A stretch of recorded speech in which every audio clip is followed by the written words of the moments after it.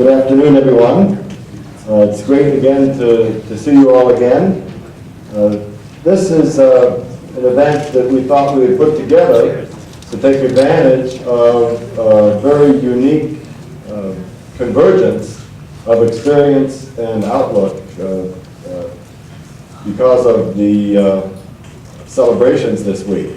We have a number of people who understand IRRI very well, but from very different perspectives, very different time frames, and who also have a very different set of perspectives on where the world is going, where it has been, and what we should be aspiring to. We are very fortunate to have representatives from advanced research institutions, former directors general who have a perspective on visioning. We have representatives of a major donor group for the consultative, or the old CGIAR, members, senior people in very large national agricultural research systems. So we have very different perspectives here that I think will enable us, if we can engage these folks in a lively dialogue, and knowing most of them that shouldn't be that difficult, we can get some good thoughts about where the world will be going in the future, and where we should think about it going in terms of international agriculture research for development. Like the outstanding panel chair that I am, I did not brief the members at all on what was expected of them. Now this was intentional. This is to get spontaneity and new ideas. It wasn't through negligence on my part. So what we will do is I will first just say a few words at the outset, just maybe prime the minds a little bit, and then invite our panelists up. We have some chairs behind the screen to sit and ask a few questions, get a little conversation going, and then engage the audience. I would like the audience very much to be a participant here. I don't want this just to be droning commentaries on how they view the future. But I'd like to, I know it's tempting, Ronnie, you're saying that. But basically, let's get into some conversation and challenge each other a little bit. And I thought that when I was thinking about that, as I do occasionally, I go through things that are in my office that I should have read, and I came across something that not only did I read, I actually had a small hand in writing. And as we think about the future, this is a very good example. We have here the book that was written in, unless I'm mistaken, 1996, IRRI Towards 2020. And this was a product of a lot of hard thinking by a lot of people, a number of whom are in this room. And I looked through it, and many of the things that are in here remain accurate, remain true today, reflect really some of the challenges that were facing us, and some of them are actually not present. And that got me thinking. And there were graphs, the world population growth and demand and supply and that sort of thing. And I looked at those, and we were pretty spot on. If you actually look at one of the graphs, I think in a companion document, you could see the production falling behind consumption in the early part of the century that actually occurred. But we didn't see everything. And this is one of the things I'll be asking the panel to think about, is to get out of the box and think about what we're not thinking about. And this, some of you will recognize this, a slide I put up in the early seminar when I joined IRRI as DG. And this is the cover of a magazine called Wired magazine, and it's a sort of a forward-thinking geek magazine that people who are really into technology and things refer to and use. This is Neil Stephenson. He is an author of some very interesting novels, but again, very thinking outside the box, very challenging. And he went around the world and he traced where the laying of fiber optic cable was being done and described the transformation that was taking place in the world. I like to refer to this wiring of the planet as one of the great three revolutions of the late 20th century. It has had and is having a massive impact on how we do business today. Everything from how we communicate with farmers, etc. If you look at this date, December 1996, there wasn't a word about it in here. It happened, it completely left us behind. And I said I was one of the people who, with great minds going into that. So we need to think, as we're looking forward, not what we know. I mean, we all know what we know, but really what's happening that we're not imagining. Okay, and that's a pretty tall order. But I think we've got, at the Institute, and I think this is what I want to sort of pry out of the people who will be talking, will be interacting with us today. Where do we need to go to find out what we don't know about the future? I think that's the sort of thing, and hopefully we've got the right mix of people who can give us a hand on that. And the last note is that we can't predict the future, but one thing we know about the future is it's not going to be today. Okay, and that's where we need to get ourselves going. And I think that's also the sort of thing that we should be winding up the 50-year celebration, looking back and saying thanks and all our good buddies together, but we ought to be looking to the next 50 years. I think that's where that's the whole idea of getting together and let's have some fun. So with that, to let the fun, I was going to put some slides up about the change in the CGIAR, but that's not very much fun. And so let's invite the panelists up. We can lift the screen. We can reveal, turn back the curtain. And I'd like to invite our panelists. We have Mrs. Angeline Kamba will be joining us on stage. She's a former board chair of the Institute, coming to us all the way from Zimbabwe. She's had very senior positions in planning for government.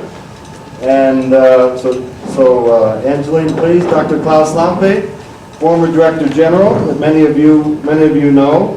He was the guy who was forcing us to think into the future. And he's a great company, also kind of missed the electronic or the communications revolution. So Klaus, Angeline, please. Ren Wang, who many of you know, if not most of you know, now Executive Secretary of the CGIAR Fund, been involved in a lot of the changes that have been taking place.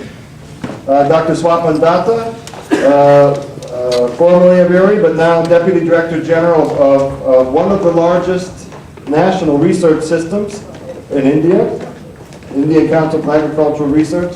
Ronnie Coffman from Cornell University, International Professor of Plant Breeding, and also leads the international programs there.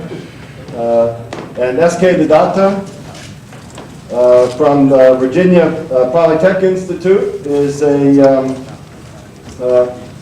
old-time IRRI employee, but for the last 20 years or so has been working in a U.S. university focusing on development. And then Achim Dobermann, our own deputy DG. So these are the groups, and I'm going to remain standing. And I will, I think, start off with Klaus. And well, I want to continue. I know if I were polite and follow our conventional wisdom, I would call on Angeline first. But I want to make a direct connection with my slide, and that is, what else did we miss? Okay, and what's your? What I want to get from you and get everybody in the room thinking about when we're looking to the future, how do we go about it? And how do we, and what's your experience now on what you missed and what we got right? So please start things out. Thank you, Bob. You have treated us 4 days so well that it's difficult to become critical, huh? But I'm not, wait, I'm not asking you to become critical. Did anybody hear me say you get critical? You don't look that challenged. Anyway, let me just start by being self-critical. When I listened to Bob, that reminded me to the year 1971. Quite a lot of people were not around at that time yet, no? And then a guy from the United States came and asked, what do you think what we could do with GIS in agricultural development, specifically in Africa? At that time, I was responsible for the German technical assistance program globally. And I said, look, we will have the chance to meet tomorrow again. Let me think it over. I scratched my head, and perhaps I haven't slept well, but anyway, I came up the next morning with almost nothing. So why I'm saying that? First, to prove that Bob has asked the wrong person. Wouldn't be the first time. Thank you. You are honest in British What has happened since 1971 with GIS and how the world has changed? There is almost no combine harvester anymore in Germany who doesn't work with the GIS system to prove that the next fertilizer system is working properly. Nobody could foresee that. And I believe Bob Chandler, when he said IRRI will be around most probably the next 25 years, he definitely foresaw that we will be in Chandler Hall 50 years after, recognize what all he has done and think about the next 25 years. And now I'm honest, I'm not complimentary.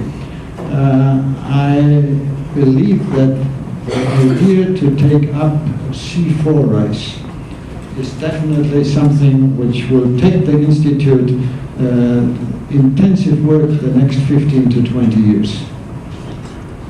This is, for me, one of the lighthouses the Institute should take up. But there are more than one. There is apomixis. And again, you can go back. There was a workshop in the United States, 1991, where a group of scientists, I think it were 40 to 50, from all over the United States, very interdisciplinary, model for IRRI, by the way, from breeders to soil scientists, from sorghum guys to I don't know what. And there was even a rice man there, Vernon Rutten. And he gave a paper about apomixis. Now you may say, but if it didn't work the last 20 years, it will not work the next 20. You are wrong. The bulbs we are using here, we take almost for granted. Do you know that it took about 45,000 pieces to make it work? So if somebody is saying, no, it doesn't work, I used to say, sorry, it may work, but I have asked the wrong person. For me, apomixis is the second lighthouse IRRI should and could take up for many good reasons. It will help, for example, you may not believe, the dialogue with the NGOs who are permanently criticizing IRRI to work with the private sector and be a slave of them. Those who are working on apomixis definitely are not the best friends of the private sector, but the best friend of a farmer who wants to have his own seed produced. So, Director General, you should perhaps feel sorry that you have invited me, but I have more lighthouses in mind. The next lighthouse is a program which we thought during my time, and it has been abolished in the meantime, and that was one of the less good decisions taken. It is the perennial rice. You can sell the perennial rice to a donor as one of the best soil protection crops you can think of. The best catchment area surviving crops. The best crop for making sure that the water you need for the irrigated areas is protected.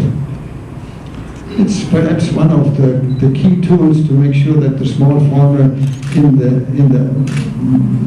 least developed areas of the world can survive and can use the rest of the land as a cash crop, for cash crop production. And I have more in mind. What's about an allelopathic rice? We have thought about it, we never have touched it really. But with apomixis, with allelopathy, with a perennial rice, with a nitrogen-fixing rice, Bob, you have 4 or 5 lighthouses. You can make sure that IRRI will survive the CGIAR, and that would not be the worst thing to do, because IRRI today is a model for an international institute, but the CGIAR at present is not a model how to finance and how to guide them. Before you say this is enough, I'll give it the micro to you. Thank you. Timing is everything. Angeline, I want to pick up on something that Klaus mentioned, and this will draw, I think, on your experiences in Zimbabwe, not all of which are pleasant. Okay, he mentioned what is, in 1971, someone came and asked him, how can we use GIS to improve agriculture in sub-Saharan Africa? At that time, Zimbabwe was probably the leading agricultural producing country in sub-Saharan Africa. Now, of course, the situation has changed dramatically. I think when we talk about the future, we have to understand that, as I said, the future is not today. When we get hit with roadblocks and bumps in the road, from what you've seen and experienced, how can we try to direct the future into a more positive direction? Well, you are asking me a difficult question, because if it was an easy one, I think I would have played my role in my own country to make certain that we avoided some of the steps that we took and which have in fact invariably brought about disaster which we could never have imagined. But in a way, I am sorry that you are sharing as a bully, because otherwise I would have started by saying to everybody, I really have no right to be here, to be on this panel. I have no qualifications except for the fact that I've been hanging around with agricultural scientists for a while, particularly here at IRRI. But also in my country, I have a very great benefit of being a member of the Zimbabwe Academy of Sciences. And the most active people are actually agricultural scientists. So I listen to them, I chat with them. But to come back to your direct question to me, you are absolutely right that in the 70s, my own country was not only capable of feeding itself, but was capable of feeding its neighbors beyond the borders. Little countries like Malawi, countries like Mozambique, but here is the irony of our situation today. We are being fed by those very small countries. And quite often it's something that fills me with shame and embarrassment. I think you have then to take into account political considerations, because in politics you just never know what's around the corner. And this is exactly what has happened in Zimbabwe. What did we do? We took farms from commercial farmers, people who had known what they were doing and who had been capable of producing food on a large commercial scale. And when we took them, we said to ourselves, take the farms and give them to the landless indigenous people.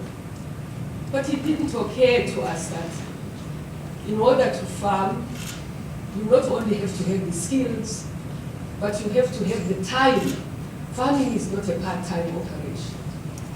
But what has happened is that, in fact, some of those large, productive commercial farms were given to bureaucrats who were busy doing other things in the city. And they were really literally using remote controls to farm from the city, their city offices, and have people who were just caretakers. So they couldn't possibly produce food.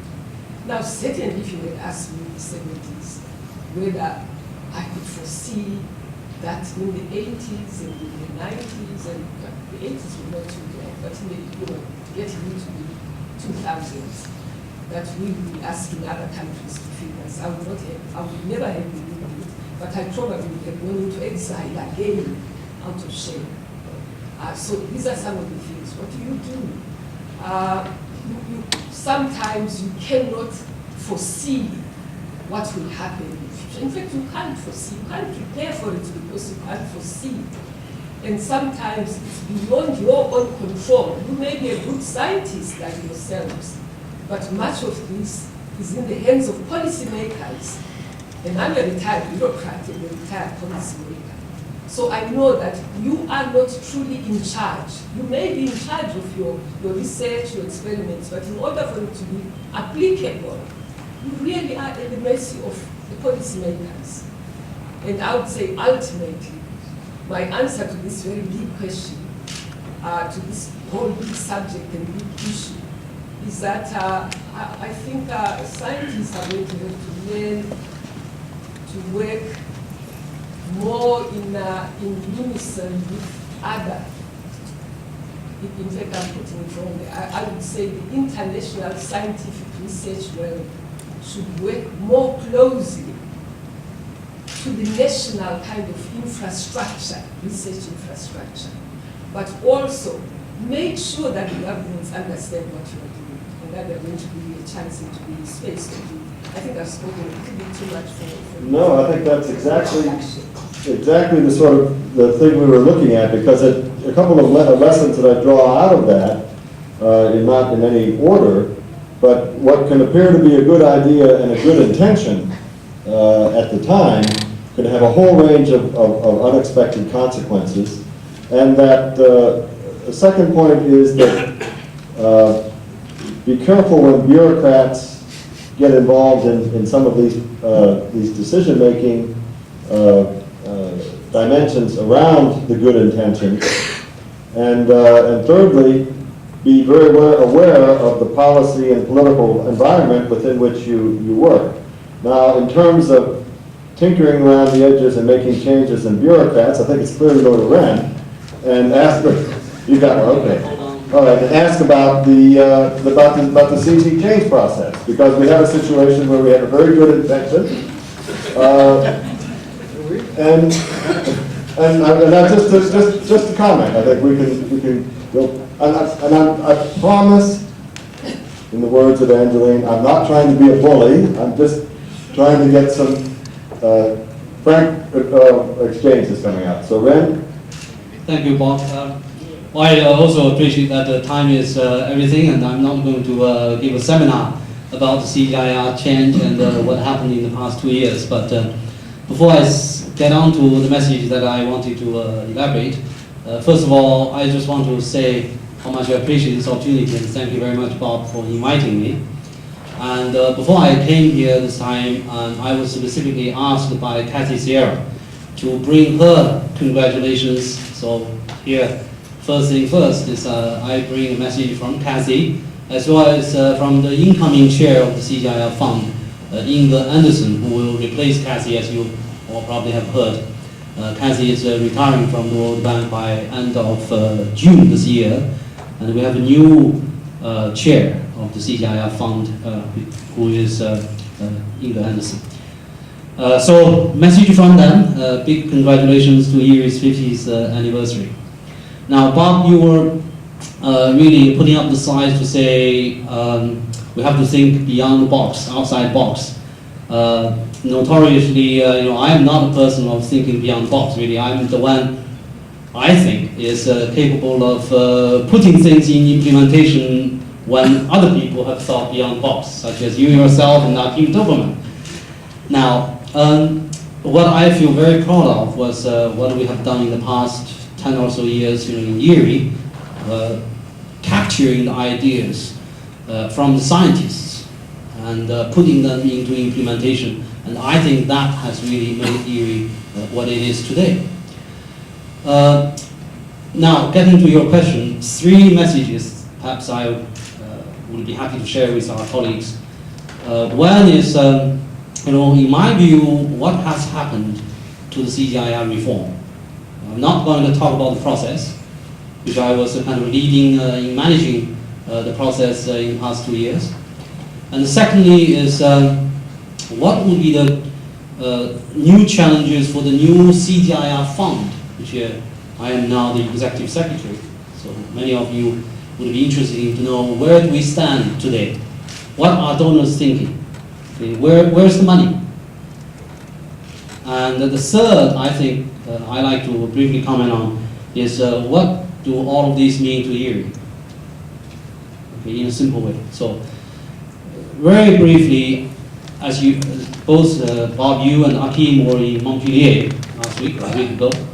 I personally felt that was a quite successful meeting, the GCAR, the Global Conference on Agricultural Research for Development. I think GCAR served quite well its purpose. It turns out to be a milestone, in my view. Why? Because I think really the most significant achievement of that is really to put the CGIAR into the architecture of the global agriculture development. Not only research, but development. And it really called for global attention to grossly underinvested agriculture research. And it calls for reversing that trend. And it set a new target, says, okay, if people on earth really want to bring some real change, and we must pay attention to agriculture. And if you want to do agriculture right, you must reverse the trend of underinvestment in agriculture research. The target that GCAR set is that we need to reach $16 billion a year for agriculture research. Among that, 1.6 billion should be for the CGIAR research, and the rest is for the national programs and other. I think at least we set up some kind of quantitative goal. But to me, also very important message from that, this is really, I think, the essence of the reform, is to put the CGIAR research towards the same development goals as the regional organizations, as the donors, and as the national programs. Same development goal. And that, I believe, is exactly what IRRI and Africa Rice and CIAR is doing. So I congratulate you on that.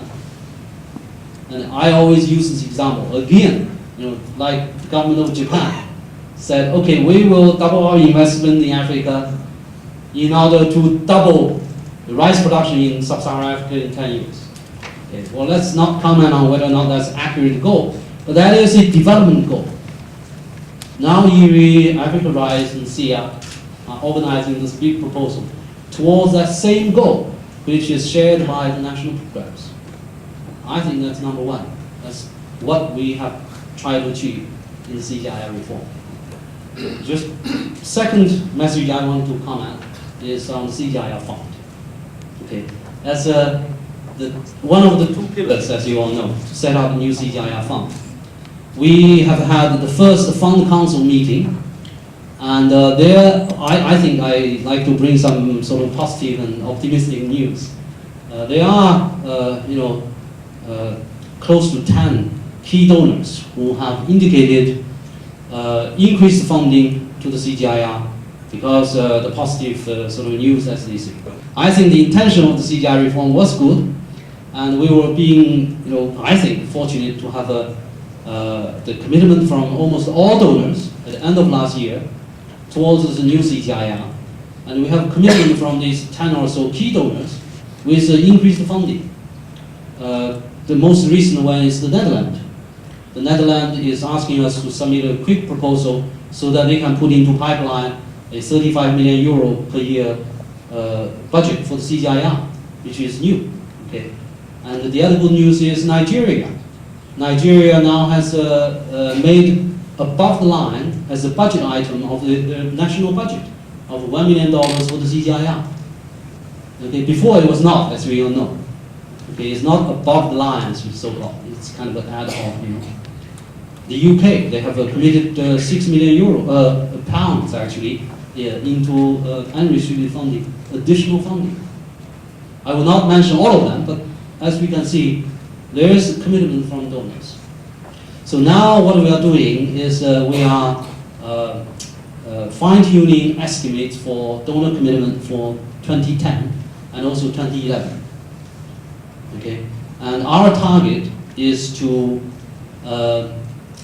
let's say, getting the level of a 70% unrestricted funding in 3 years' time. Okay. So that's eventually, of course, the target is still $1 billion a year for the CGIAR fund through 3 funding windows. I will not get into details of that. Now, just a last word about this fund is we are still faced with a series of very significant policy issues that we need to resolve, such as how, in the future CGIAR, how to fund gene banks, how to fund blue sky research or exploratory research, how to fund long-term trials, things like that, the networks and the consortiums that each center coordinates, how to finance the consortium. All of these are at a policy level, not just for IRRI, but at policy level. So that's why Bob, Achim, and I, we were kind of brainstorming over lunchtime even. I tried to get some inspiration from IRRI. Okay.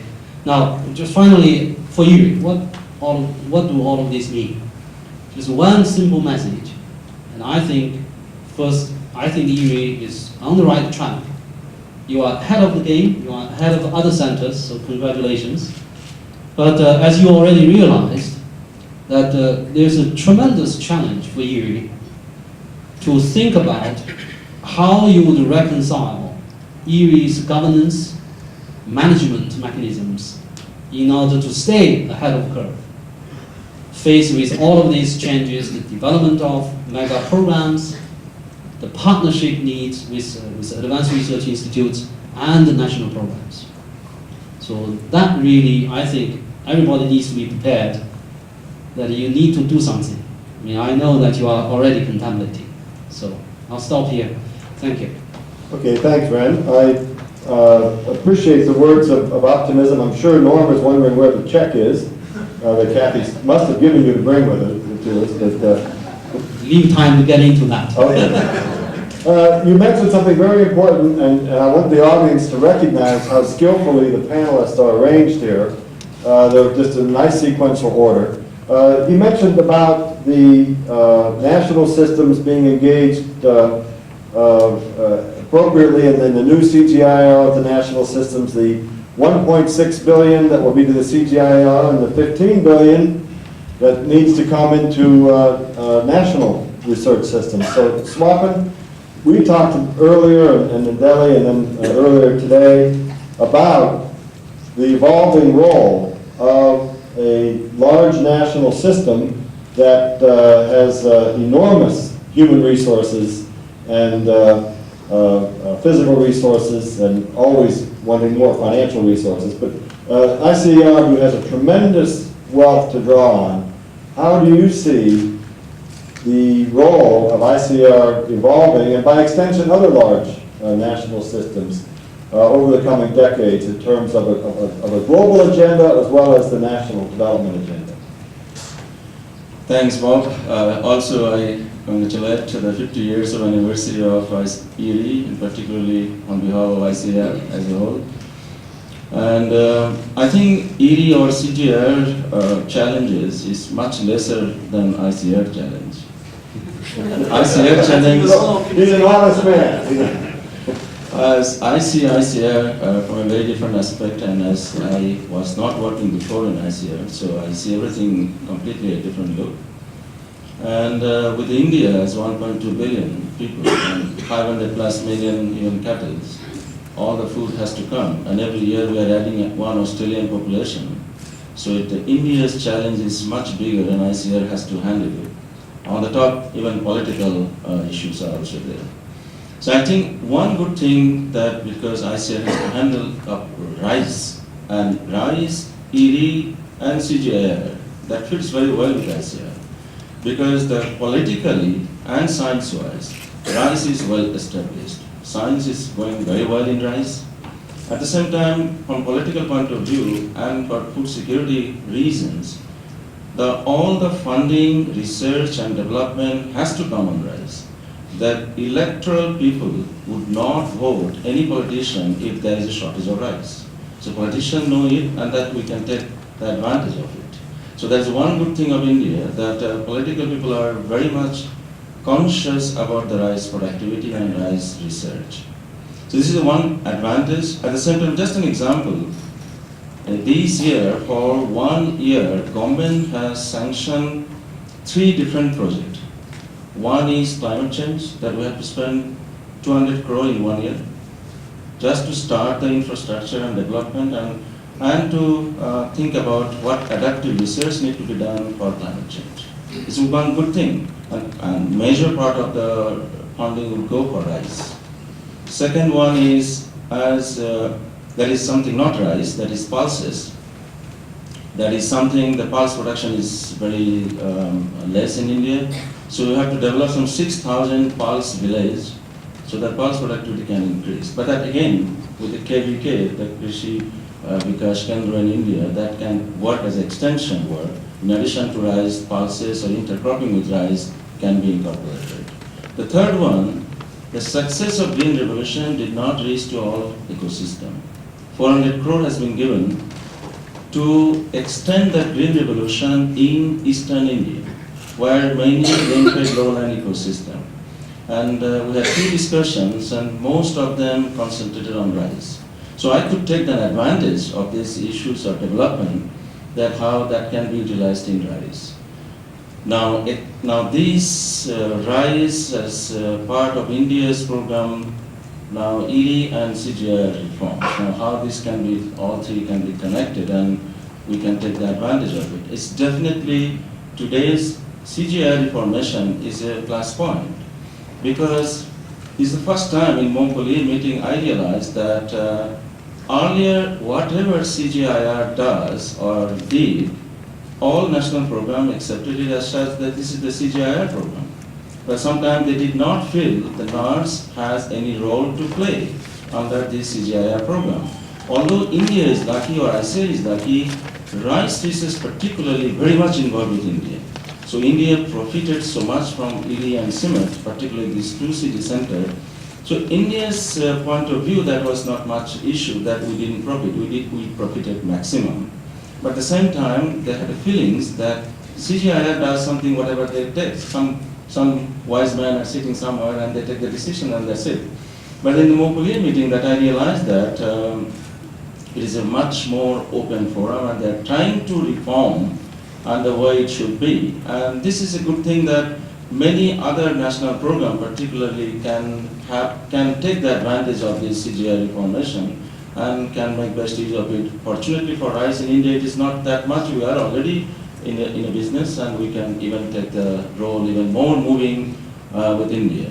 Now India's this new challenge program, and in future I think this budget of climate change would be enhanced tremendously. And for that reason, I think IRRI's role would be much more vital. Because now the germplasm screening again coming back, G/E earlier even when I was at IRRI, Dr. Lampe's time, G/E was given much importance and then people forgot it.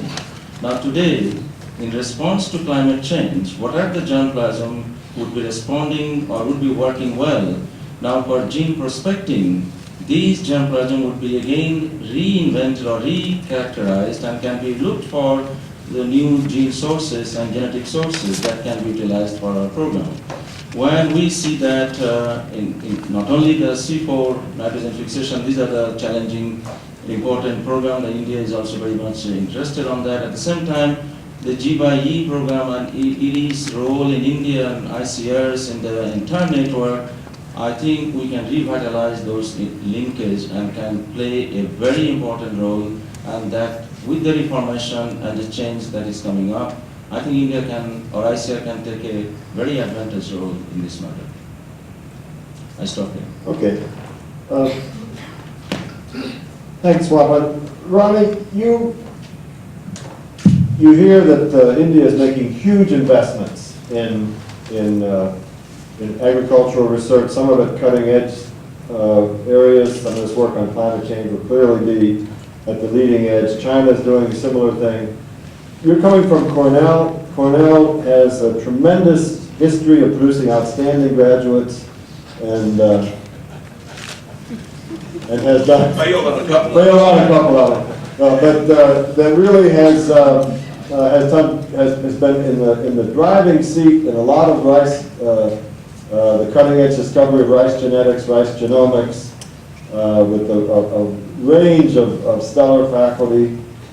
Yet the U.S. academic world today is feeling a serious financial squeeze.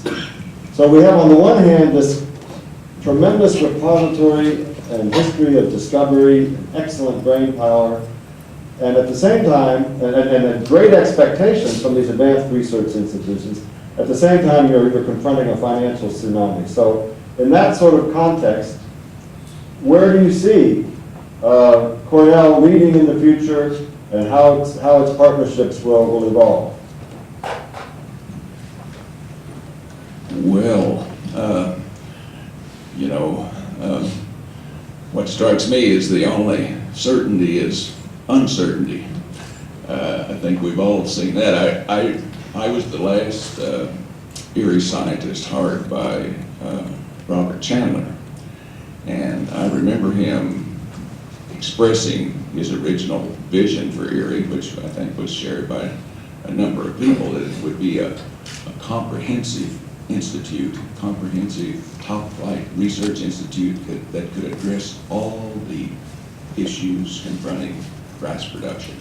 And it really was that, and has been that. It's been, I would almost say, if you think about the impact on people, this institution's probably the greatest generator of public goods that came in the last century, because half the world's people depend on this crop, and the improvements in the crop brought about by IRRI's research are phenomenal. But I think for the future, that vision of a comprehensive institute or a university like ours that's kind of focused within itself is not the right one. I mean, we talk about partnerships, but exactly how are partnerships going to evolve? And the things you mentioned that are happening in communications are just going to drive, as I see it, in a phenomenal way, the ability to form truly new kinds of partnerships.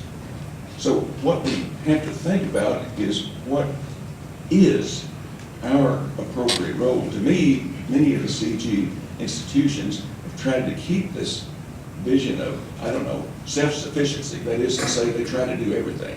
They do lots of things that are not their comparative advantage.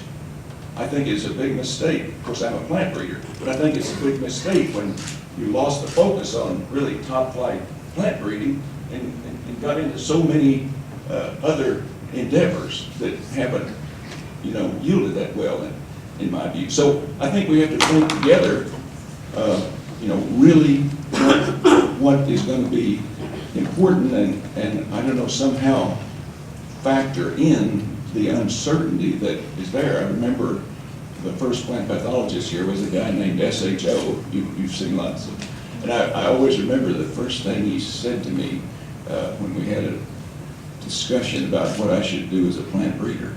He says, Ronnie, he kept one fingernail that was very long, you know, for your health. He says, Ronnie, always remain flexible.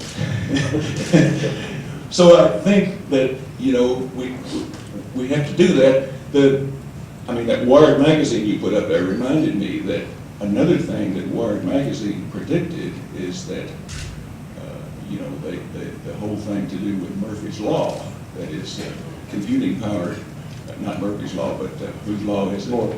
More, yeah. Murphy's Law is probably Murphy's one. Law. But anyway, they predicted that computers will become self-replicating in the physical environment by 2015. So what we're going to see, you know, in the communications area is just something we probably can't imagine, but it's going to permit us to do remarkable new things. So I think we have to plan together and recognize our unique contributions. That's about all I can suggest. Now, I don't know, on the U.S. side, you know, it's hard to say what's going to happen to our universities. Basically, right now, great agricultural universities are being hijacked by the medical community. I mean, that's kind of a strong word, but that's where the money is. And every time a new faculty member is hired, they tend to go, you know, in that domain. So I don't quite know what to tell you, but I see strong trends that are happening there. Well, as the big Lebowski said, it is about the money. SK, you come from a perspective of a long career at IRRI and made a jump to an equally successful career in a land-grant institution and really built a large, extremely successful development approach, but linking to education and research, but going after and developing large development projects around the world. Where do you see that dimension of the U.S. university and the development activities, large development activities that we're seeing come back into favor in some ways? Where do you see IRRI linking in with something like that down the next 10 or 20 years? Thank you, Bob. Bob mentioned that Cornell produced some outstanding graduates, but Virginia Tech has produced an outstanding graduate, I think the audience, Ren Wang, who's a graduate of Virginia Tech in Department of Entomology. So I don't want to let Cornell take all the glory. As they usually do. As usually get. Worries about that a lot. You know, one of the former IRRI Board of Trustees, and he was a well-known rice scientist, S.B.S. Shastri. He told a joke after a couple of scotch in my house.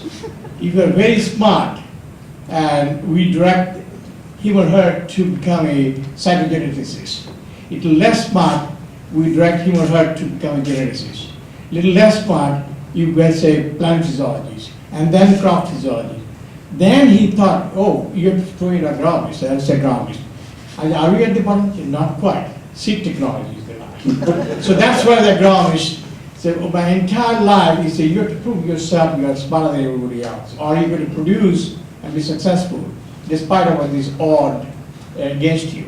So, you know, in India we have a caste system. Plant breeders are and geneticists are the Brahmins, the superior class. Agronomists, all scientists, they have to prove, and they are the working class. So I have found this is a very interesting philosophy that sure enough, they must be chosen, but we can prove that we are just as good, if not better.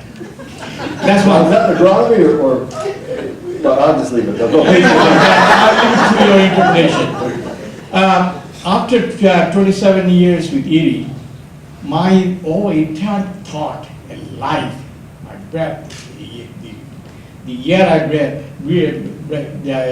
enjoyed, everything is about IRRI. There's no word outside IRRI. Rice is the king or queen, and IRRI was everything. But I learned that in order for me to be successful in the program, I had to learn to collaborate with the best of the scientists, best of the laboratories. That's what I was able to do with the leadership when I had this soil and crop management, which is called agronomy that time. Now, agronomy board has been sort of diffused in the United States.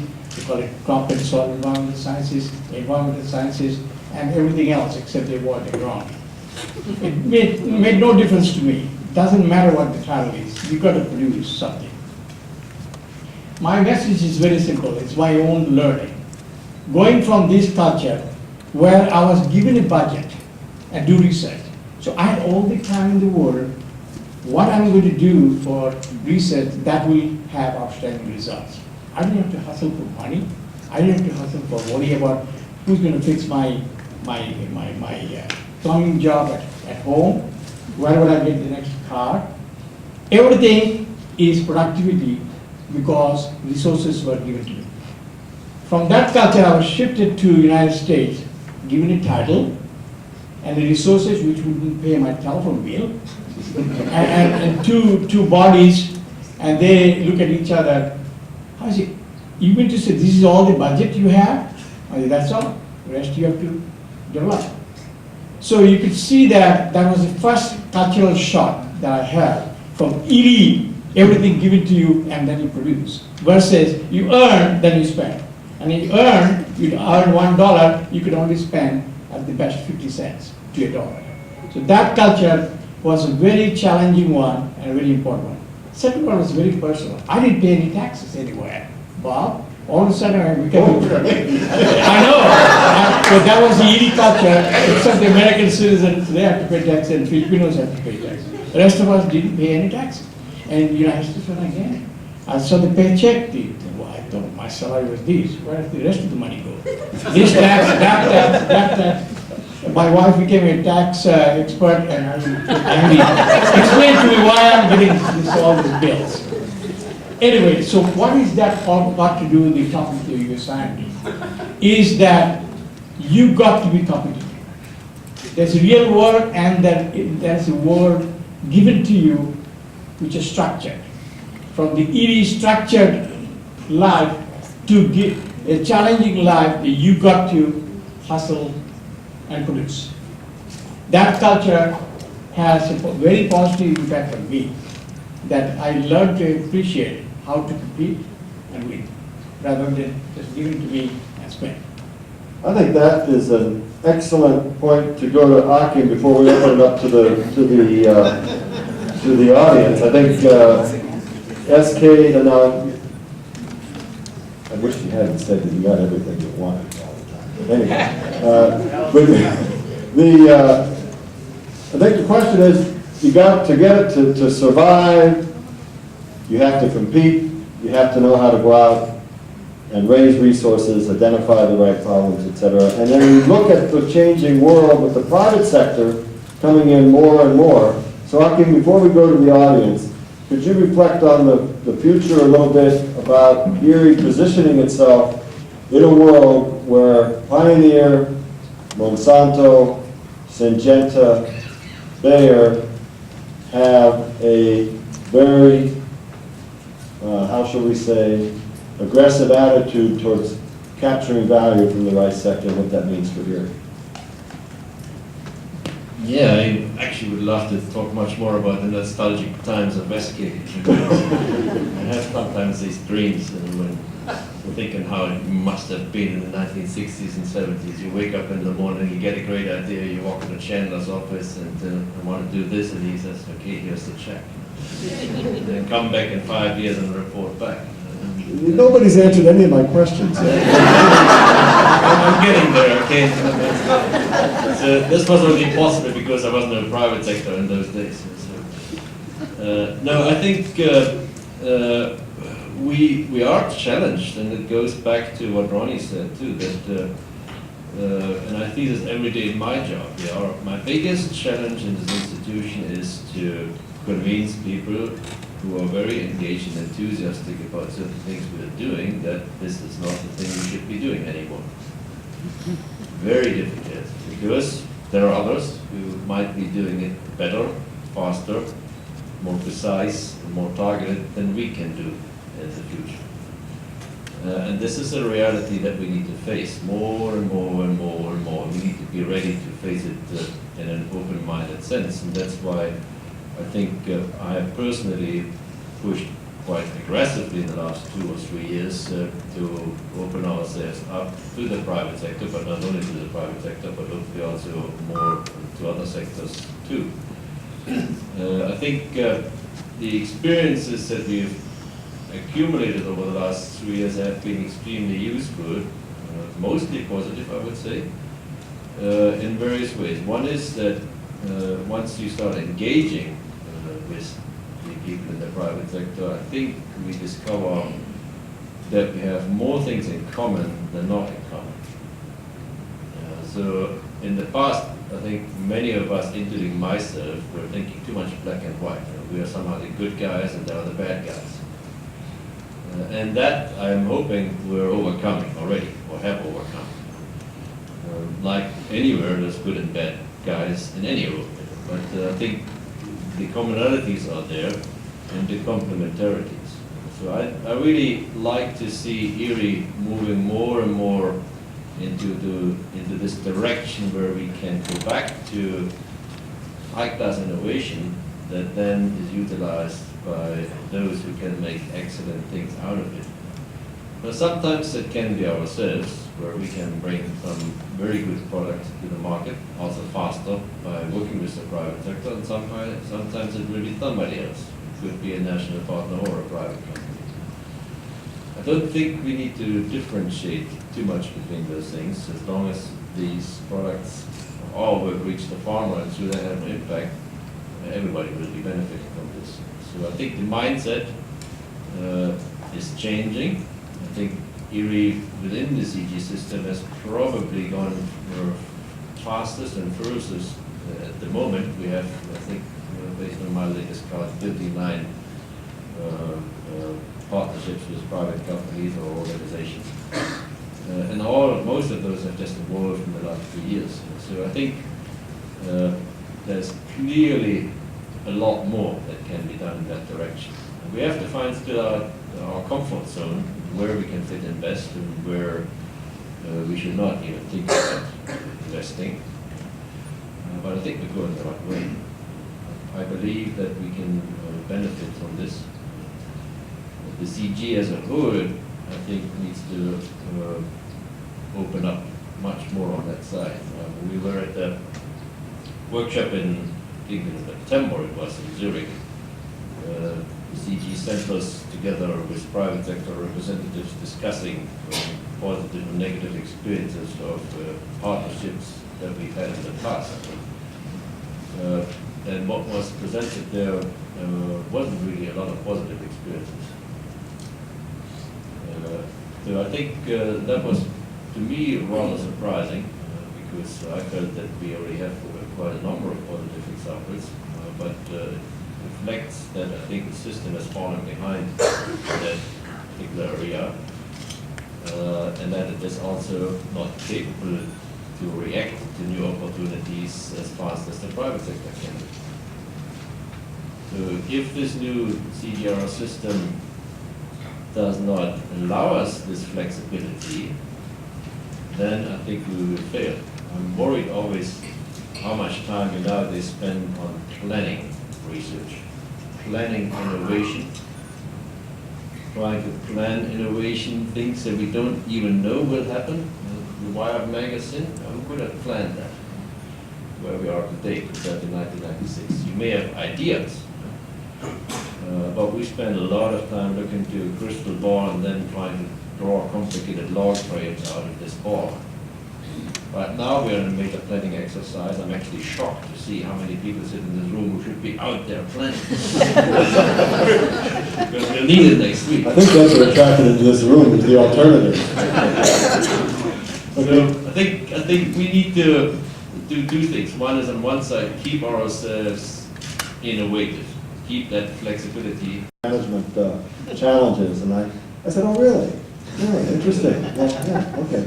Thanks. We'll look you up when we need some advice. But anyway, just to get to I think to keep in mind that in many ways, organizations like our own are actually far ahead in some kinds of thinking. So we needn't ever have an inferiority complex. Swapan, you said a teeny intervention, and then I want to open it to the audience. I just would like to add one complimentary note to Achim, just what he made a comment that I think in India also earlier working with private sector was very difficult. Neither party trusts each other. So now it is not the same, scenario the same. Now IRRI and many of our ICAR institutions now have had a very good agreement with the 16 private sector, including MNC, and enormous revenues are generated, and even in the last governing body meeting, one of the members was also a parliamentary staff. He was surprised that this is the only government organization in India earning money, not only ensuring the food security, also earning money, and it's not a few lakhs, several hundred crores. So this is enormous. I think government, as well as in public perception, now that they see this is a good opportunity and the right way to go, sharing their resources with private sectors. Okay, good. All right, now let me open it up to the audience. We'll take questions and comments, and then you can either direct them to the panel as a whole, or you can target, you can identify an individual. JK, you seem to be anxious here. Thank you, Bob. I think this is one of the best things probably happening in 50th anniversary. And rarely we see DGs doing something like this. You know, yesterday we had panel discussion, and Achim asked me to organize this panel discussion, and I was thinking that one of the panel members will be you, but you are not here, so but this is nice. Well, I have got two thoughts or questions. I think visionaries and visionary ideas are rare. Now, when we have visionary ideas, we take off those ideas, then in middle of it, somehow system does not permit, and no blame to anybody, but they are stopped. And there, I think I see lack of vision now. And how do we stop that one? That's one. The second one is, you started by saying what we analyzed and thought about what should be our vision, and that was in 1996, is still very, very valid. After that 1996, we have seen several changes, reorganizations actually, and you know, that probably puts more hurdles on our work. If those changes would not have been there, we would have been by far, you know, where we should be, and we are not there. How do we stop this? This is not resulting in any good thing, in my opinion. So these are two thoughts or questions I have. Thank you. And they're not unrelated. So, Ronnie, you have a light floor in your hand.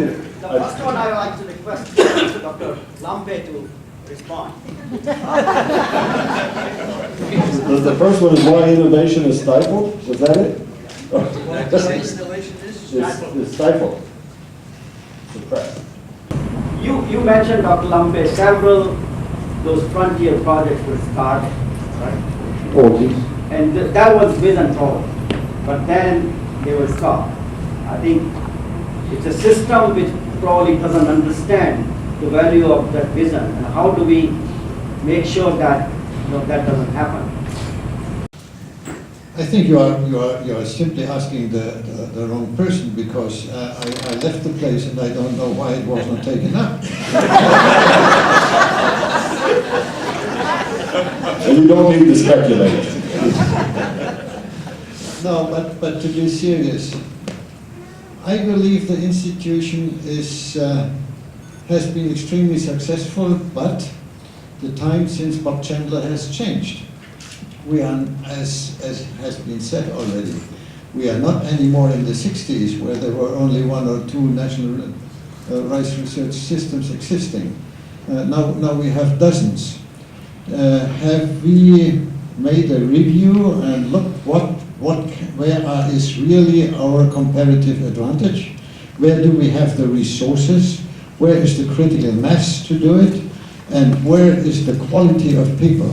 Now, these are multifold questions. I agree to that, which relates also to Ren, because, you know, at Rockefeller's time, Bob Chandler came here with a bag of money, and the Rockefeller said, you just do it, finished. When 72, Rockefeller and Ford, after 10 years, were looking for a new financial body. By the way, the Rockefeller Foundation said the next 10 years.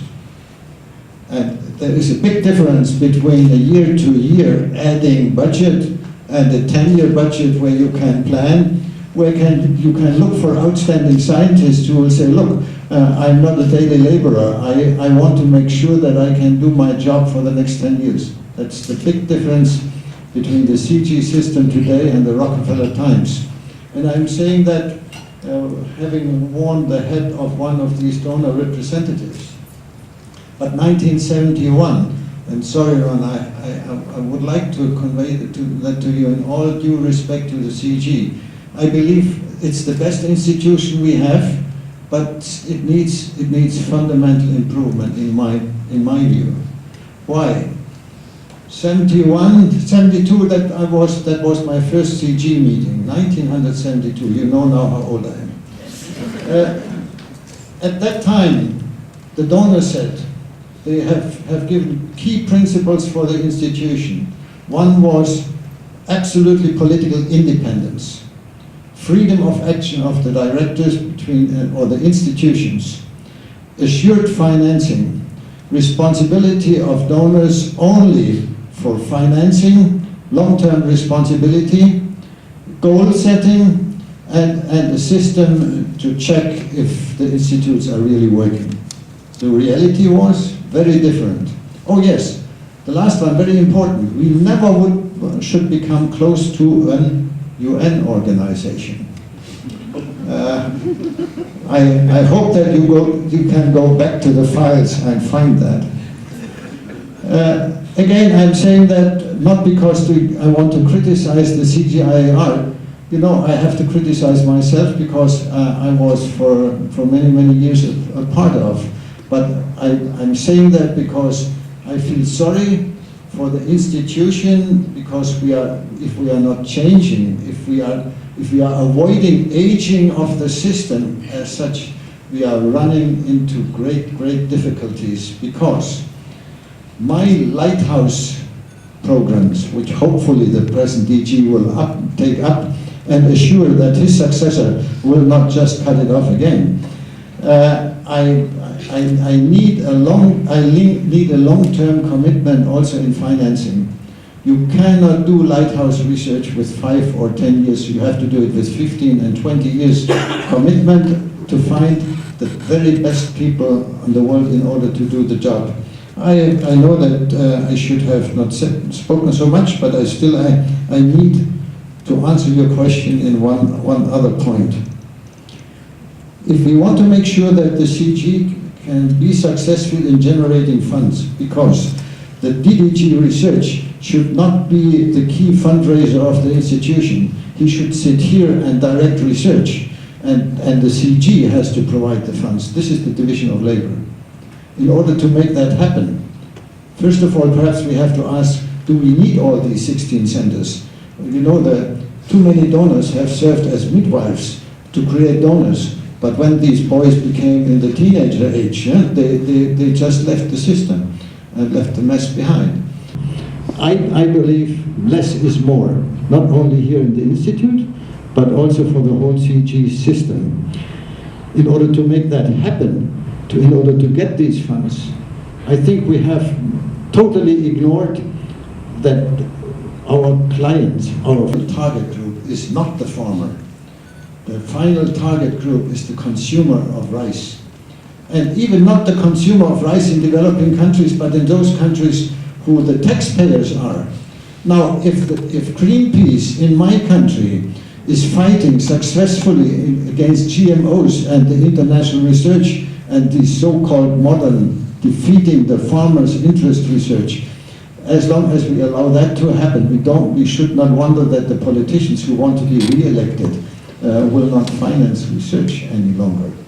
I believe we need a long-term perspective also in creating public awareness, not on farmer level, not on the national research systems, but on the final consumer of rice.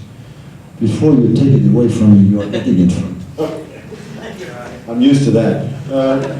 Ren and then Ronnie, you wanted to comment on this? I think JK also mentioned that that there has, if it hadn't been for all the various attempts at changes in the CGIAR system, we'd be much further along in our research agenda. And this are changes that predate your tenure there, Ren, so it's not a personal comment. Go ahead.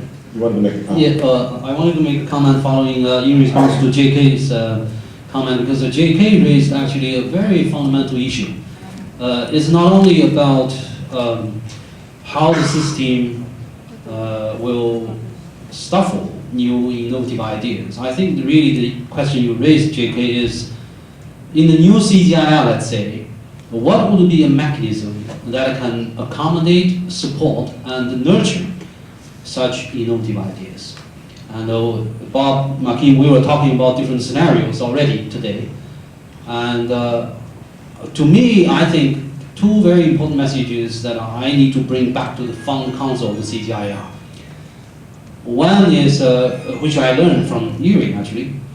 I always remember that when Bob took the job as the Director General, I used to comment, I said, Bob, you inherited a very different problem comparing with what Masa Iwanabe inherited when he became the DG of CIMMYT.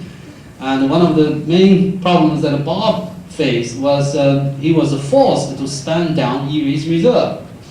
So Bob had to make difficult choices of spending money. And, but the message I learned, or the lesson I learned, was that the decision on allocating funding for such sort of exploratory research needs to be kept at where the actions are. Okay, this is let's say in response to that question JK raised, imagine that, okay, in the future CGIAR, there's a window of unrestricted funding which is allocated by the Fund Council. Okay, we call it window number 1, as some of you may know.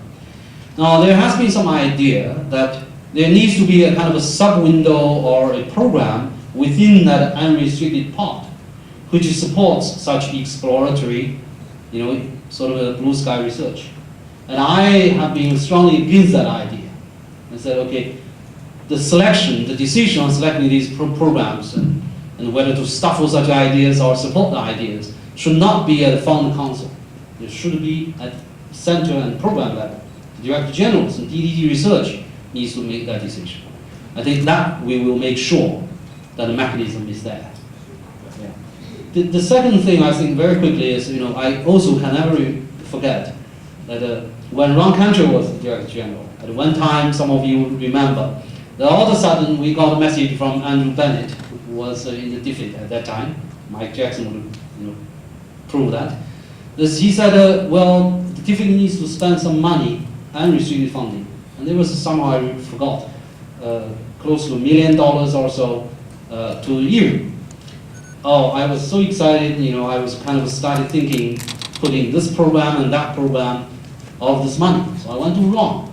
And Ron said, Ren, always remember, when you have such funding, you invest in people. So I was directed by Ron to go to talk with Helion, with others, remember, to create these postdoc positions and also IRRIs positions. So invest in people is another important mechanism, I think, to make sure that such innovative ideas will flourish. Thank you, Ren. I sit by the phone waiting every night for that phone call from someone. Ronnie, you want to make a comment? I was just going to say quickly that scientists always complain about planning. There's the old story that first you have a plan, then you have a long-term plan, then you have a strategic plan, then you have a vision, and the next step is hallucination. But the guy that really had the right perspective was Eisenhower. He said, planning is essential, but plans are useless. So I think that's what we have to keep in mind on the institutional side. But on the scientific side, the real challenge in the modern world is to think, you think about what you're planning to do. But in these days, the speed of change, the half-life of a good scientist is probably about 3 years. That's what people in engineering say, and it probably applies to our field as well. So you have to think on your side, how you're going to evolve with what the challenges are. Okay, question, microphone, yeah, right. Mine might be a rather simple question, but my question is, does IRRI think too much about rice? And the reason I say that is that if I were a small farmer that had 1.5 hectares, I think I'd want to plant something in addition to rice, because if poverty alleviation is a big concern of this institution, then I think we have to tell them that, you know, you want to plant a little bit here for food security issues, but in reality, if you want to get out of poverty, you're going to have to plant some high-value crops, or you're going to have some value added to your commodity. I love IRRI. I will not abuse, I've thought about that question a lot, but Achim, but I won't abuse my position of chairman that I already have. Yeah, I think it's a great point. I was asked in 1997 to present a paper at the IRRI India planning workshop in Delhi, in which I was supposed to, present my vision for how rice farming would be changing in India. And I wrote this paper and I got everything right, except that I was completely wrong in predicting the change in farm sizes, which I thought, like in any other part of the world, farms would become bigger and bigger and bigger, and therefore farmers could do all kind of other fancy things. And that hasn't happened, and it's actually going the other way in India. And that has created a huge problem of the kind that you're describing. If you want to make more income out of that hectare or even less, you don't have a lot of choices. So you can beef up your yield a little bit, you may be able to get a third crop instead of 2, but you're hitting limits pretty quickly.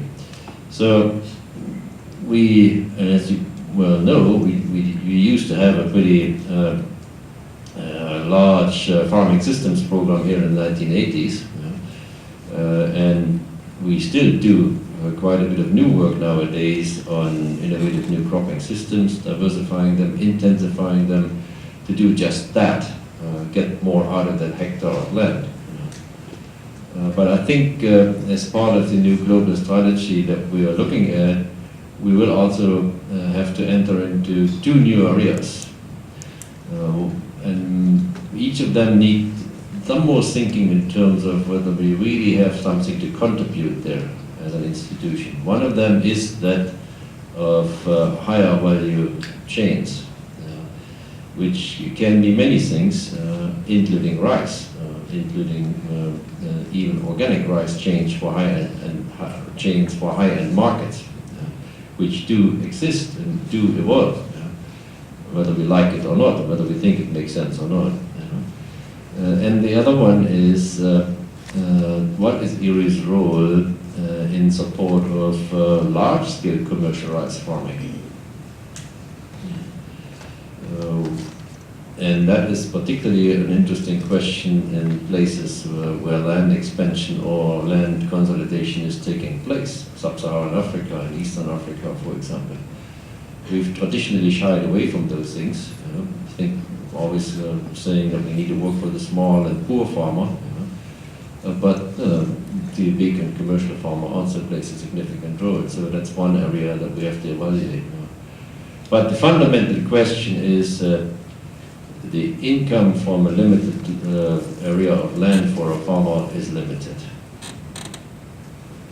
No matter how much you squeeze out in byproducts, diversified crop rotations, better usage of the straw, all kind of things are possible in the future. You can make bioenergy out of the straw, you can extract fibers out of it, you can do both probably. But it's still, the income growth potential is limited. And so Asian countries in particular will have to address this question of where is the general development of the agricultural sector going to in terms of land reform and farm sizes.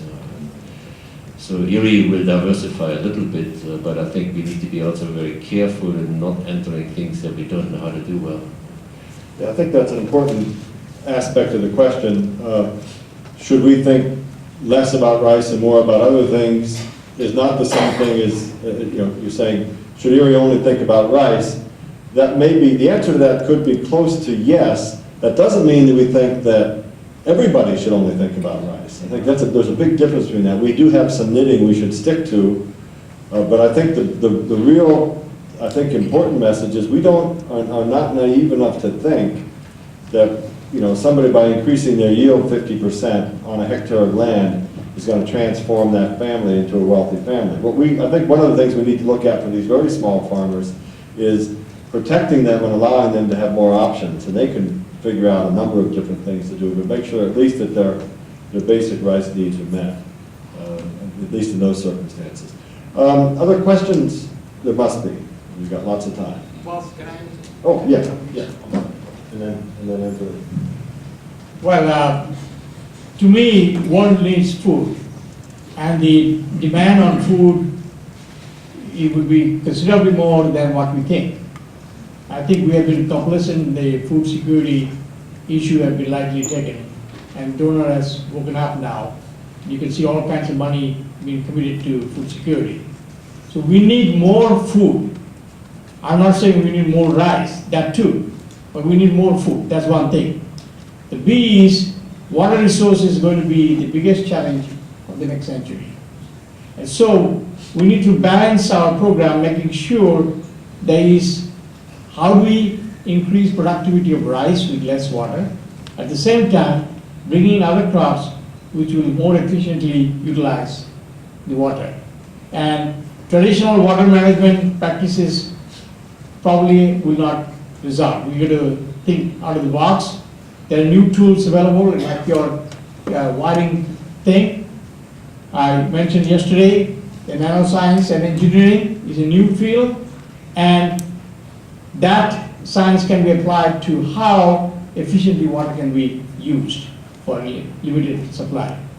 And poverty alleviation cannot be eliminated from IRRI's agenda, no matter what you do. Increase food production and poverty alleviation. So sometimes it's a little contradictory, but we need to figure out how to make it complementary rather than contradictory. Okay, good. Angeline? Thanks, Bob. That last question was of interest to me, not just from a rice point of view, but I would have thought in the position in which IRRI is, it certainly shouldn't, I wouldn't have thought it should just be thinking in terms of producing more and more and more rice, but it should also be getting into nutritional area, saying to people, in between your rice crop, you could also do this and that and that and that. So that you are really teaching people some sort of nutritional value of whatever it is that they're eating. But I was also thinking in terms of my own country, which is not a rice country, but a maize country. And in a situation like that, it is understood that you are going to have two types of farms. You may have the small-scale farm, which is really just feeding the family. But on the other hand, depending on whether you are lucky enough to have a bigger area to farm, you could then have a more commercial kind of enterprise where you are not just feeding people, but also making some kind of commercial trading. I don't know how possible it is in Asia, particularly in the area of rice farming.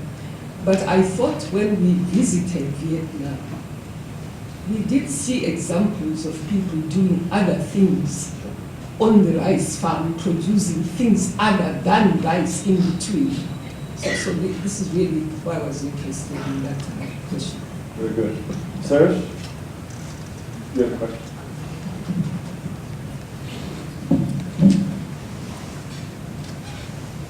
Yeah, I would like to react to the opening remarks of Dr.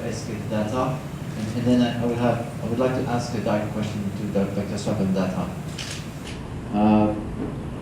The comment I have on the opening remark is this: what you described was IRRI in the 60s, where budget was allocated to scientists as soon as they arrived, and provided to them and everything.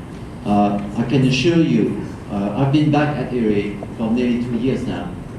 Since then, for climate change, the relationship between climate change and rice diseases only, because I'm doing other things, I have written 12 or 15 concept notes, which I have submitted to Dr. Dobermann here. And so I can tell you things have changed since at IRRI. Right? And I'm not telling you how many of those concept notes have been successful. And I know that many of my colleagues are in the same situation. So I can tell you that we do work a lot in trying to be competitive. This is not the IRRI we knew before. Now, my question to you, Dr. Swapan, if I may, would be this. I know you've answered this in some way, but I'm sorry, it's kind of a silly question, but and yes, I'm here, but I'm here because I received a memo from the Director General. So yes, I'm working on the grades as well. Okay. But I would like to ask you, from your perspective at ICAR, what is it you would like to see IRRI doing in the 10 years to come as a partner?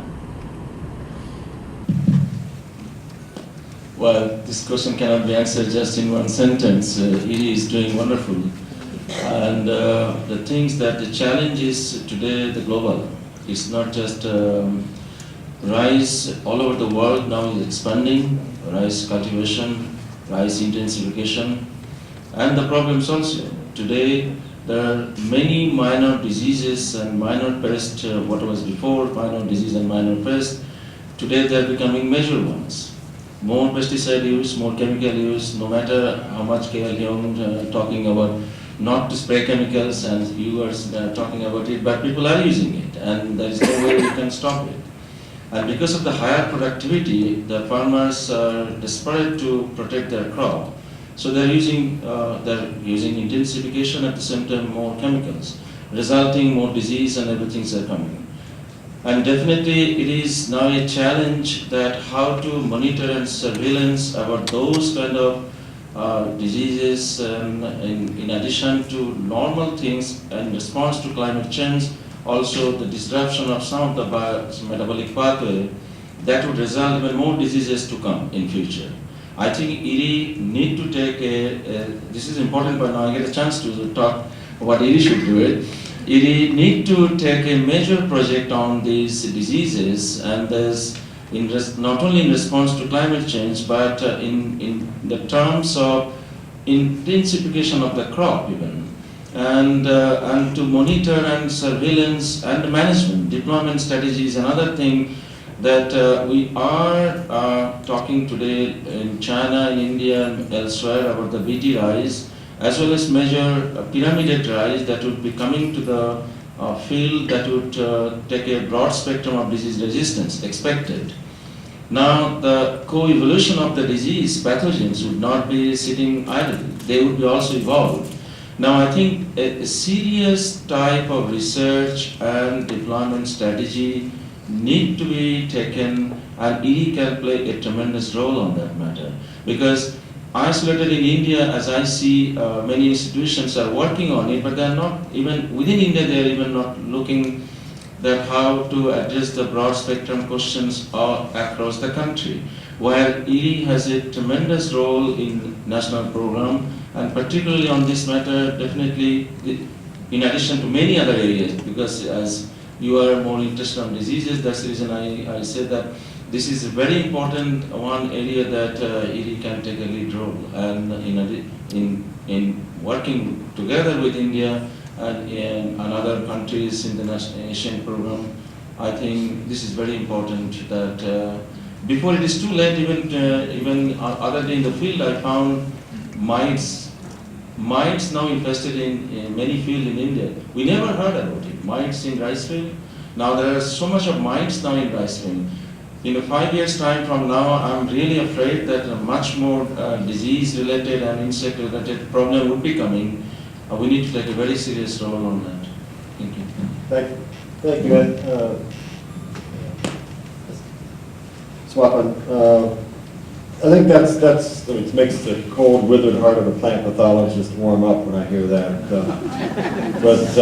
Just interestingly enough, in Central America, they're seeing mites as a problem on rice. And I'm thinking, what in the world, around the world, we're seeing mites come up, and nobody's ever thought much about mites on rice. So it's an interesting observation. Tong, you had a remark?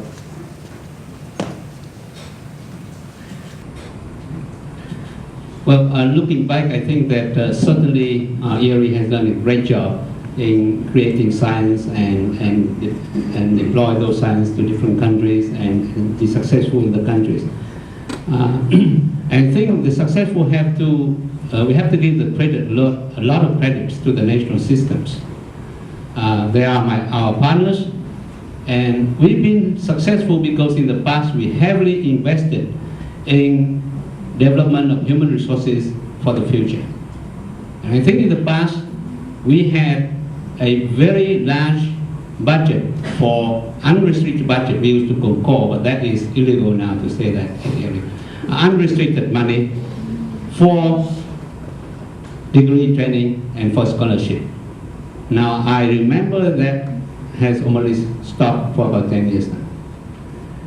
And looking towards the next 20 years, will we find at the national system people who can collaborate with us?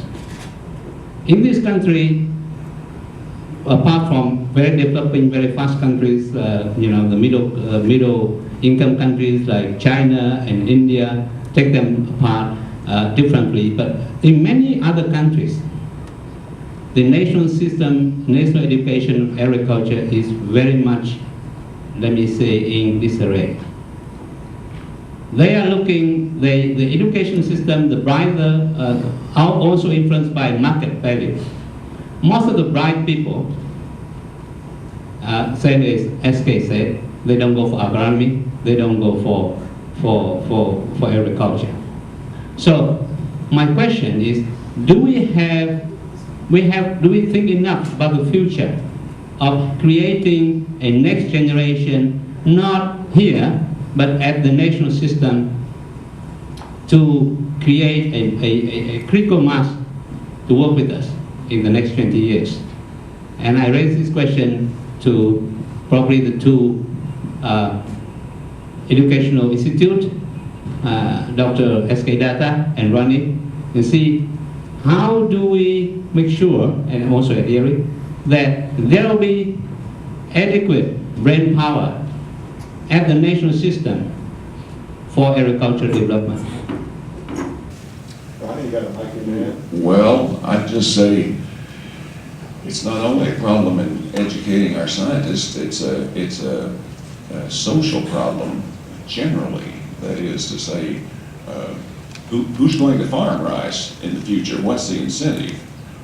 These changes in communication that we've seen in the world give young people an opportunity to see what the opportunities are out there. And they aspire toward them. And they don't necessarily aspire to continue to be rice farmers.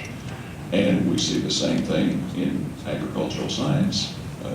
People aspire more toward the medical side or toward some other endeavor.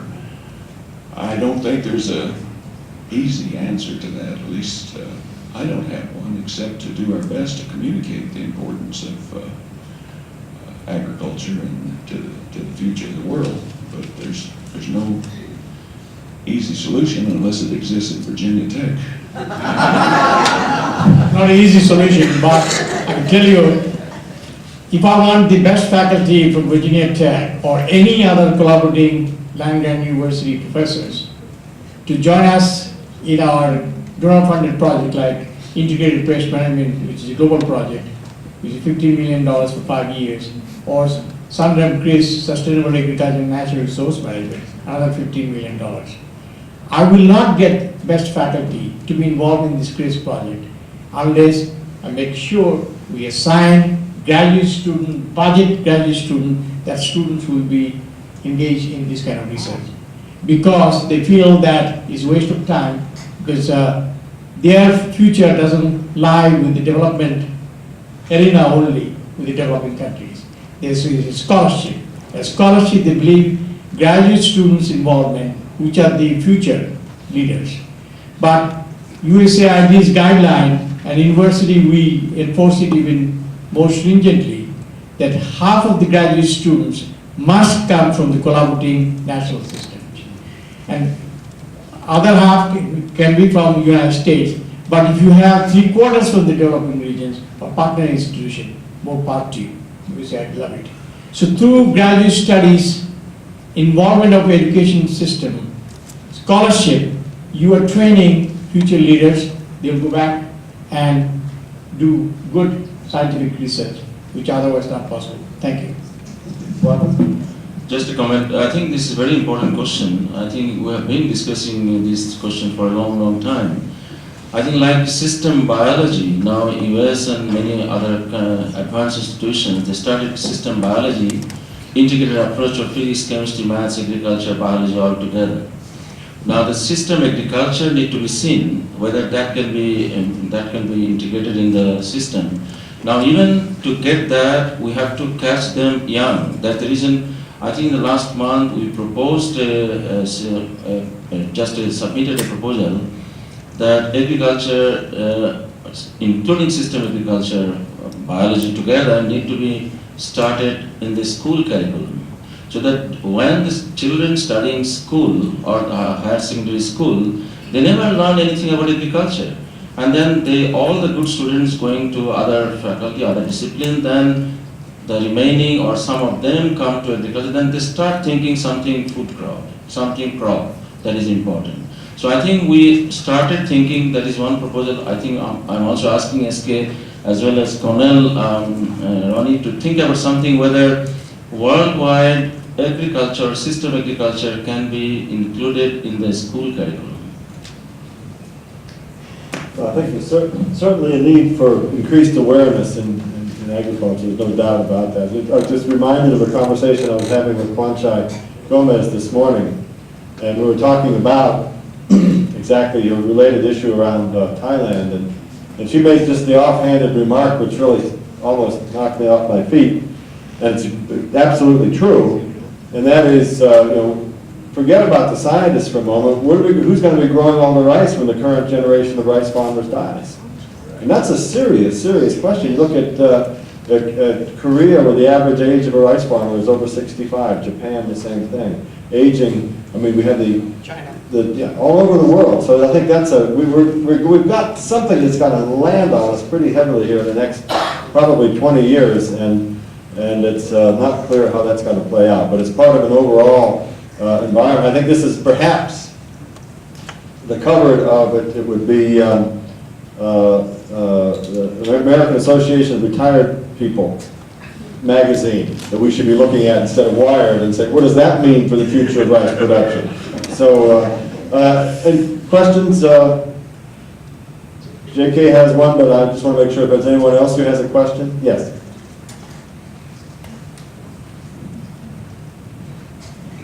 I have a very simple question. Early years at IRRI, there used to be a gender component in rice farming, and I know women play a major role in rice farming or any farming. I just am wondering, in the last 50 years, has there been any progress, or how do they fit in today's agriculture? Achim, you want to give a word on that? Or I can. I was looking for Selma for help, but I think we still have a gender specialist full-time, Selma Paris. And there she is. There she is, back there, yes. Selma, do you want to say a word? And while she's going to the microphone, I can say that I think in the new global strategy that we're working on right now, we will have a much stronger gender strategy component than we've had in recent years, because that has been pointed out many times by so many reviews and donors that the system needs to do more on this.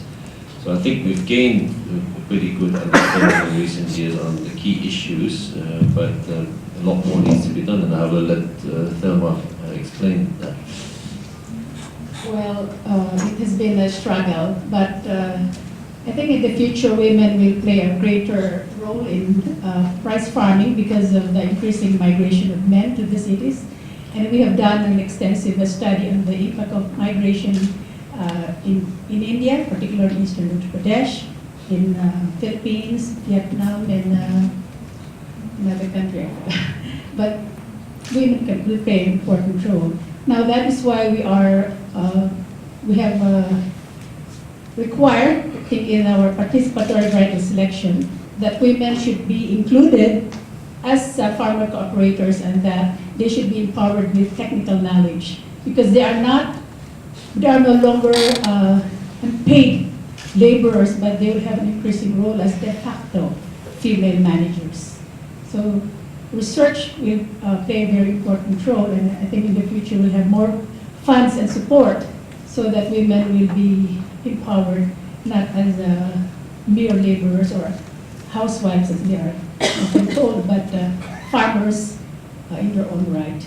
And we have initiated a leadership course for women, because many women in South Asia don't have access to these formal training courses, particularly leadership courses. In many of the technical seminars, about 5% of the women are represented. So we have, I think this is the 7th year that we have developed this program. And again, we need support for this. So we have gone a long way, particularly introducing also labor saving technologies for women engaged in food processing.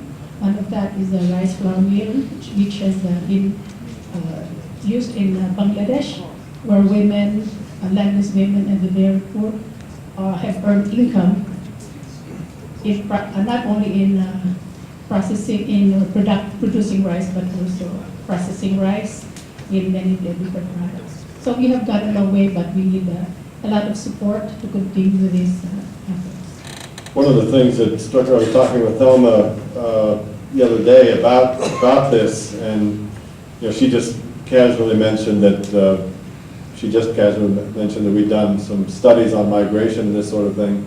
And one of the findings that really knocked me back a little bit was her observation that of her team, that the minimum labor rates in India, for example, are so high that farmers don't want to pay that for labor and for male laborers. And male laborers are going to work and do a job in construction or something, and so the only people they can get to work on their rice farms are women, and they'll work for below that level. And the reason they'll work up for below that level is because they know that the money they earn will go to their children, and their first priority is their children. And that struck me, again, about this whole unintended consequences. You raise the labor rate, and do you end up actually, you may be creating labor for women, but you're at such a low income level that you may actually be perpetuating poverty. So it's a very complex relationship, and I think only by doing the kinds of studies that Thelma outlined would we ever peel back the cover and see what's actually going on. And including that gender component, I think is critically important, and I think that's many learnings. Achim, you want to make a comment? Just one on this one and one connecting to the previous issue. I think Durham will remember, about 2 years ago we were in Hanoi for a meeting, and then we had a field trip. We went to a village in the Red River Delta, wanting to learn on how women or how farmers were adopting new technologies. And so we met in this room in the village there, and so I look around the room, there are only women. And so one of the first questions we asked is, where are all the men? And they told us, well, they're all gone. They're all gone to the city, working there. And we are now the ones doing all the work in the fields. So where migration and urbanization in particular is happening, and it is happening everywhere, we are dealing already with an entirely new demographics in terms of who is doing the farm work. People who have not done it before. And that could be women, or it could be, it's not politically correct to say, the not so intelligent people who are left behind and are not as mobile as the others. to move to the city for work. So we're not dealing necessarily with smarter farmers, we're dealing with farmers who need a lot more help in terms of to get going. The other issue is about the aging farmers. I've wondered about this for a long time, because I was worried too whenever I walked into farmers' fields. The person that you meet is a relatively older looking farmer. And we did all these surveys in the late 1990s, and if I remember right, a couple of hundred farms in 6 countries. The average age of the farmer was about 48 years or so. There wasn't much difference among the countries. But I don't think if we would go back now and do the same surveys that all of a sudden these farmers are now average age 61. Well, 58. Well, it's 13 years ago. Anyway, I don't think it's as bad as we believe it is. There is replacement going on, and let's face it, that may be again incorrect to say, maybe it is a good thing. Maybe it will finally lead to the consolidation of farm sizes that will be necessary if those who want to be dedicated farmers can do it in a way that allows them to use proper technologies, modern technologies, and make a decent living. If we think that the future of Asia lies in the happy small family farm that is passed on from the father to the son, I don't think we're going to make it. I think those are good points. It reminds me when I would go out into the farmers' fields, and still do, ask what they want their children to be doing. Well, the first thing that strikes me is that now instead of the farmer saying they've got 5 or 6 children, now they've got 1 or 2, which is a big change that's happening. That I think is happening faster than anybody thought. But the answer always was, I want my child to be a doctor, I want my child to be a lawyer, I want my child to be a teacher, I want my child to go to into the military, be an Air Force pilot. And you ask them all, don't you want your kid to be a rice farmer? And they say, are you crazy? I said, no, it's the worst job in the world. I said, well, who's going to grow the rice? And they say, well, I've got this kid who's not so good at school. He can stay behind and run the farm. And so, exactly, as technology becomes more demanding and complicated and challenging, if we stay with the current model, there's going to be a mismatch between what's required to grow rice and the people we're asking to do it. And I think that Achim's right. Society is going to reach a pressure point and something's going to give. And as an institution, as we flip through our AARP magazine, we should be thinking about what the future will look like in terms of what changes that will drive through society. Now, if we have any pressing comments, either from the audience or from the panel, we have another 5 minutes maximum, and then we'll wind up. All right, JK, you're squirming in your seat.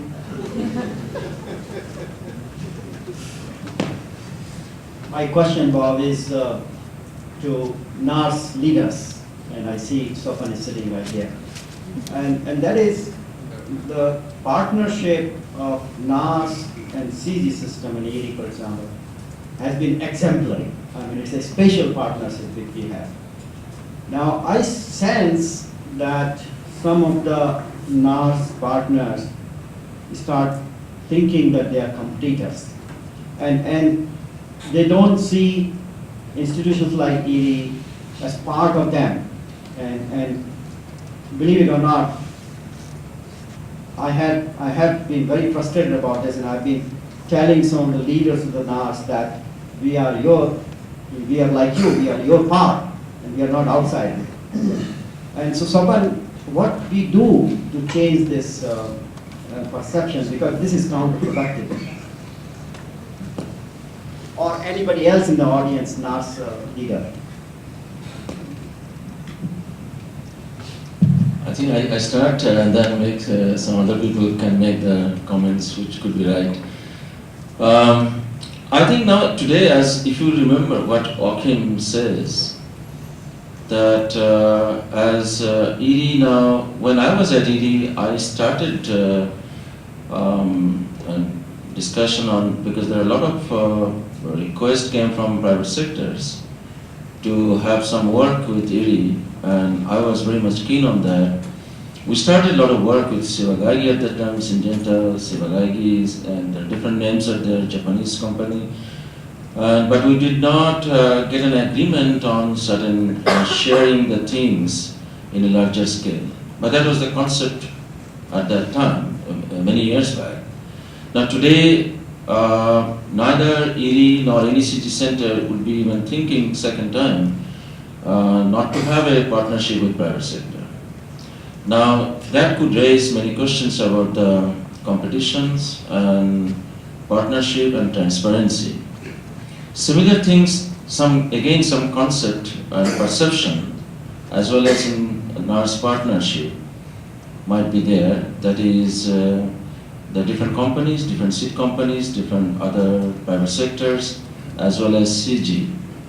Now, if the national programs and CG, all private sectors, they sit down in a very open mind and discuss the entire things, not just one component. Discuss the entire thing for not today, but for the next 10, 20 years. So even country like India, the room is so big, so much of productivity increase need to be done, even in case of rice. There is no way that we can make any more horizontal growth. Everything has to be vertical growth. So that the consequence is very severe if we don't do it. I think it is not just a competition, it is just an understanding. I think if the CG, IRRI, particularly and NARS partners, including private sectors, if they sit together and discuss the holistic pictures for the, not for a short term, but for long term, I'm 100% sure that all of this kind of perception of competition should not be there. And we definitely can make a much effective, bigger role in this partnership. Thank you. Okay, one last comment by Klaus, and then we'll close. Did you have it?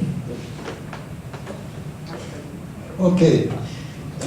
What Simon said strikes me, and I believe that IRRI might have an important role to play there in the future. Why don't we create a kind of a brainstorming center where bringing different national systems, the private sector, and even NGOs together and think about different themes?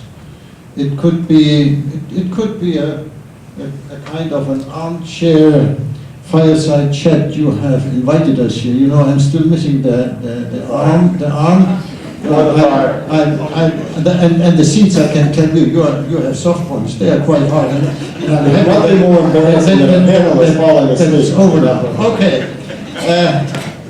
But having asked for the floor,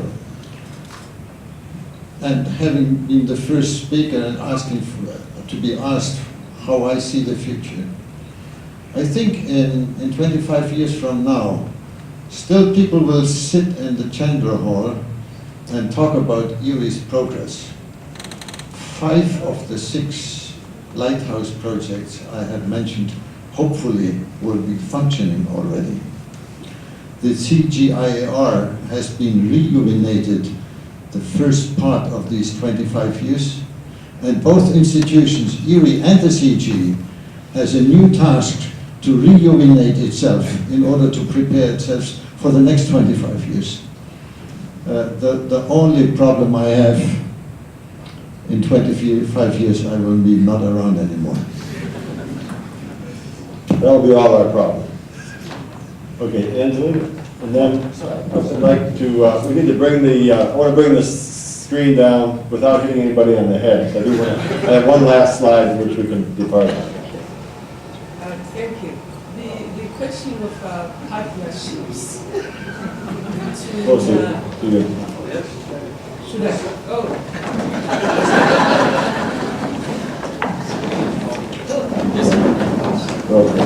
It's cut off. It's not a fireside talk, it's a slicing talk. Right.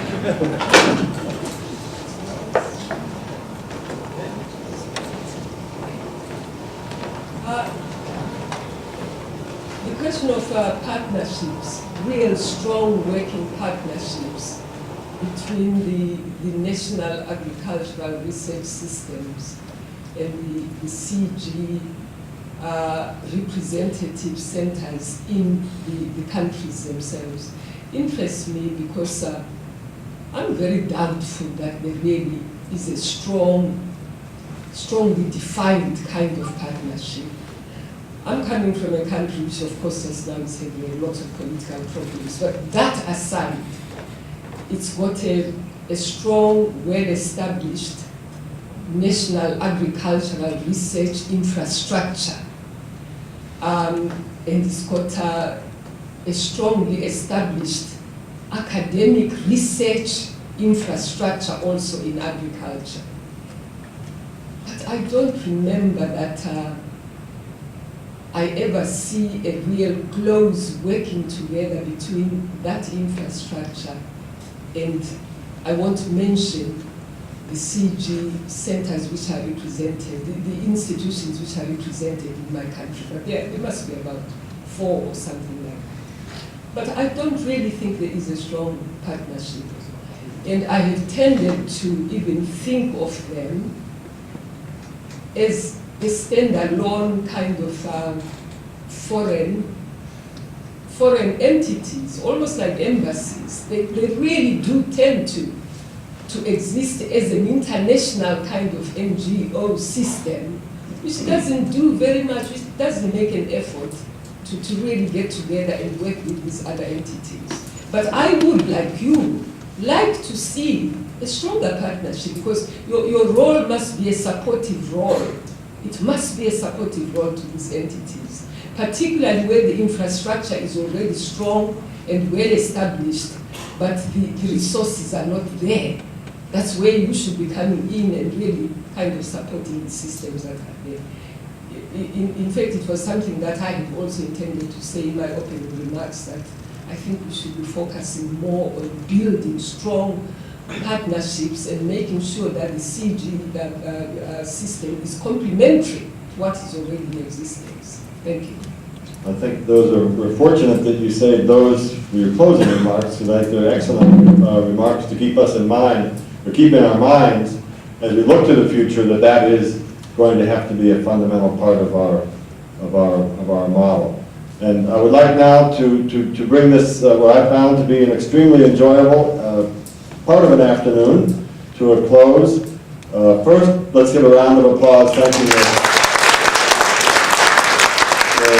The panelists, who I hope I didn't bully too much. And then we want to remind you all that we have a Merienda Cena outside here in Carey's Garden immediately afterwards, where the alumni and IRRI staff can mingle from 4 till 6, and then at 6 o'clock in this auditorium we have a concert, a violin concert by an extraordinarily talented family. I listened to them about 3 or 4 years ago, and it is something well worth attending. It's just beautiful, beautiful music, and it's something that will bring the day to a very pleasant close. So I'll invite the panel to step down now. And one last slide I wanted to show, and as they're stepping down, we can flip it up, please. And it's just something that some of you have seen before, and it's just one of my favorite things, and it's a question of what risk is about. I think that IRRI, as an institution, definitely should not shy away from risk. And it is in the eyes and in the hands of the beholder. So one person's pet is another person's threat. And I think that as a research institute, when we look to the future, we are all about how we identify risk and how we manage it and how we turn risk into opportunity. So with that, good afternoon, everybody, and thank you so much for coming, and thanks again to the panel.